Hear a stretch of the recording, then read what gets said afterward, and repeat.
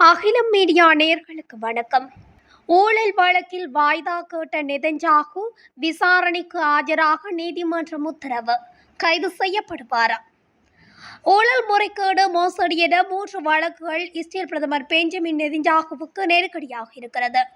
இந்நிலையில் இந்த வழக்கு விசாரணைக்கு ஆஜராகுவதிலிருந்து விலக்கு வேண்டும் என்று வாய்தா கேட்டிருந்தார். இதற்கு நீதிமன்றம் மறுப்பு தெரிவித்திருக்கிறது.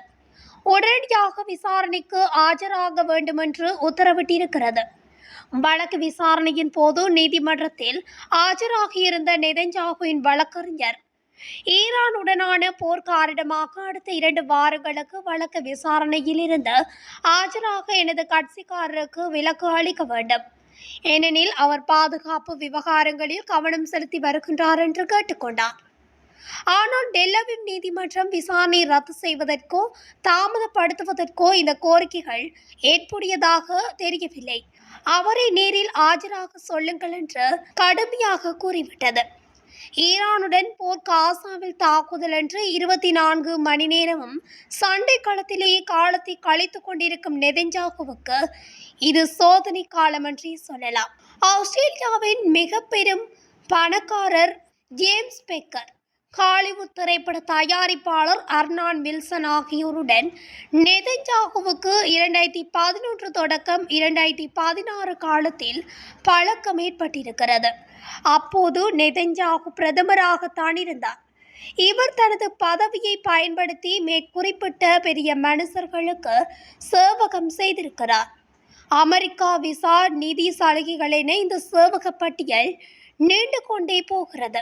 இதற்கு கைமாறாக பெரிய அளவில் பணம், ஆபரணங்கள் கைமாறியுள்ளன. படாத கஷ்டங்களை பட்டு மேலே வந்த நெதன்யாகு இதெல்லாம் செய்யலாமா?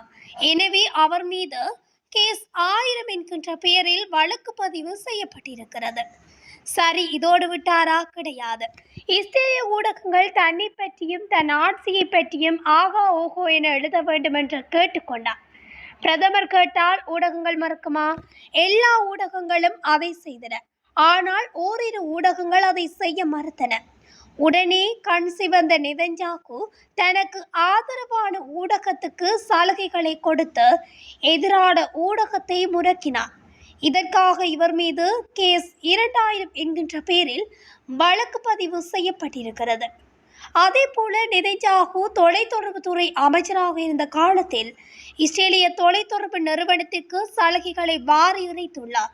பதிலுக்கு அங்கிருந்து பெரிய அளவில் பணம் மாற்றப்பட்டிருக்கிறது. ஆக இருவரும் சேர்ந்து ஊரை அடித்து உலையில் போட்டிருக்கின்றனர். இதற்காக கேஸ் 4000 என்கின்ற வழக்கு நெதன்யாகு மீது பதியப்பட்டிருக்கிறது. 3 வழக்குகளில் இதுதான் மிகவும் முக்கியமான வழக்காகும்.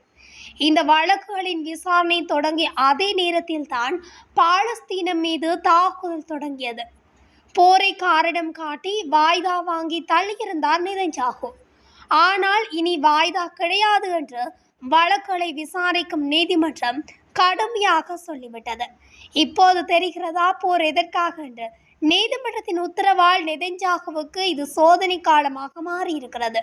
தனது வழக்கை தள்ளி போடுவதற்காக இந்த போரை பாலஸ்தீனம் மீது தாக்குதல் தொடங்கியிருப்பதாகவும் தகவல்கள் வெளியாகி இருக்குது.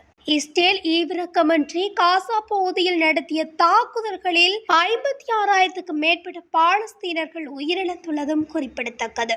அவர்களில் பெரும்பாலானோர் பெண்கள் மற்றும் குழந்தைகளும் உள்ளடங்குகின்றனர். கடந்த நவம்பரில் சர்வதேச குற்றவியல் நீதிமன்றம் காசாவில் போர்க்குற்றங்கள் மற்றும் மனித குலத்திற்கு எதிரான குற்றங்களுக்காக இஸ்ரேலிய பிரதமர் பெஞ்சமின் நெதன்யாகு மற்றும் அவரது முன்னாள் பாதுகாப்பு அமைச்சர் யோவ் காலண்ட் ஆகியோருக்கு பிடியாணை பிறப்பித்திருந்தது. அந்த நிலப்பகுதி மீதான போருக்கு இஸ்ரேல் சர்வதேச நீதிமன்றத்தில் இனப்படுகொலை வழக்கை எதிர்கொள்கின்றமையும் குறிப்பிடத்தக்கது. அப்பாவி பொதுமக்களை கொன்று குவித்த நெதன்யாகு அரசுக்கு இந்த வழக்குகளே ஒரு சாட்சி. கர்மா சும்மா விடாது. இனி நெதன்யாகுவுக்கு சோதனை காலம் ஆரம்பித்து விட்டது. இதுபோன்ற செய்திகளை உடனுக்குடன் தெரிந்து கொள்ள அகிலம் மீடியா ஊடகத்துடன் இணைந்திருங்கள். நன்றி, வணக்கம்.